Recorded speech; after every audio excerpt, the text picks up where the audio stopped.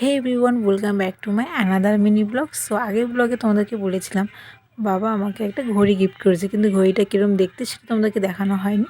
তো চলো এই ব্লগে তোমরা দেখতে পাবে ঘড়িটা কীরকম। তো সকাল সকাল তো ব্রেকফাস্ট হয়েছে, আর তোমরা তো জানো আমাদের কাজ চলছে, আর কাজ হলে তো সেই দিন একটুখানি বিজি থাকতেই হয়। তো যাই হোক, আজকের মা উপমা বানিয়েছিল, তো সবাইকে উপমা দিয়ে দিয়েছে। যাই হোক, তো বাবা এখন একটুখানি যাচ্ছে আমার ওই পুরনো ঘড়িটা নিয়ে ওই দোকানে। যাই হোক, ওই পুরনো ঘড়িটা সেদিনে পড়ে গেছিলো। যাই হোক, তো মোটামুটি ওটা এমনিতে ঠিক ছিল, মাঝখানে ব্যাটারি লাগিয়ে আনা হয়েছিল, কিন্তু মনে হয় ভেতরে কিছু একটা হয়েছে।